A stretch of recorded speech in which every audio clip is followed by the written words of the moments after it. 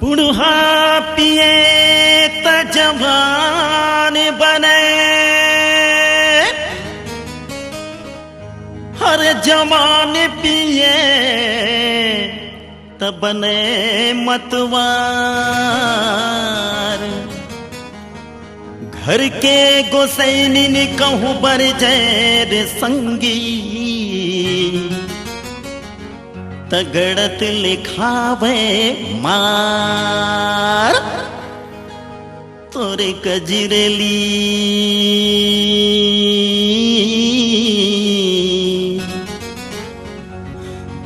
दोनों आँखिले रे,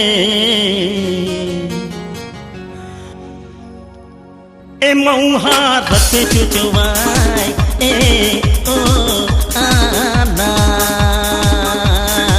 चूके बर मन भौरा नाचे है गोरी, चूके बर मन भौरा नाचे, हर मुँह ले लार बोहाय, हे मऊहा रत चुचवाई ए हो आना।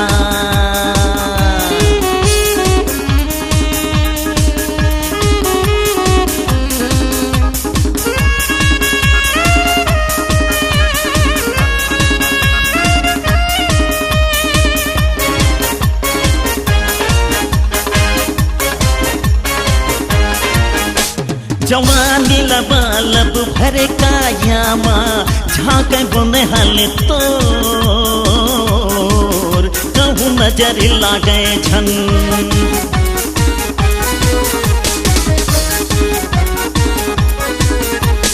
देख के मांग फागुन कसल लागे, गाल गुलाबी तोर,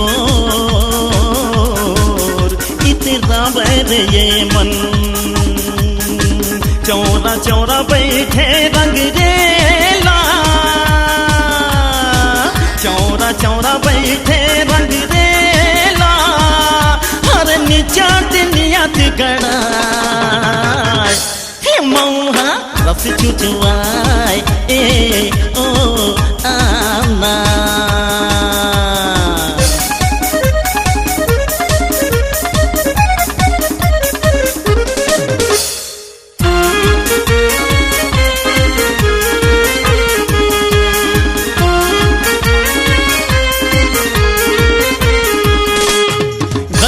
चढ़े नौ रंग तोला, कहूँ करबे त 16 सिंगार,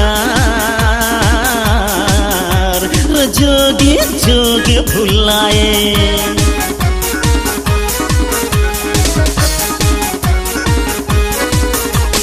थले हमें गढ़े से विधाता रे तोला, बने रे गुण विचार, सरग पड़ी ल जाए, और गली में ठाड़े मन चल, और गली में ठाड़े मन चल, और मेरा बाल चला, हे मऊहा रस चुचवाई ए ओ आना।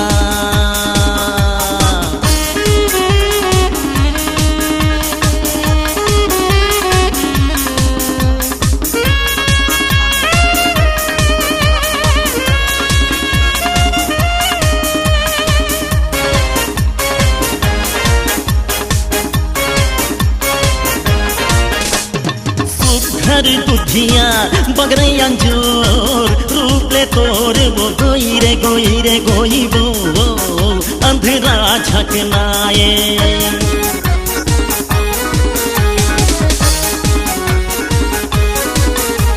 छोकरा लिया गुड़ी लड़गा टोकरा, पल्ला दौरत आए, तय सन्नी सब गिराए,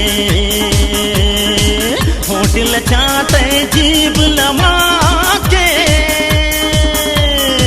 होटल चाटे जीव लमा के, और चटक चटक चटका, मऊहा रस चुचवाई ए ओ आना। तोरे गजरेली दोनों आँखिले रे मऊहा रस चुचवाए ए ओ आना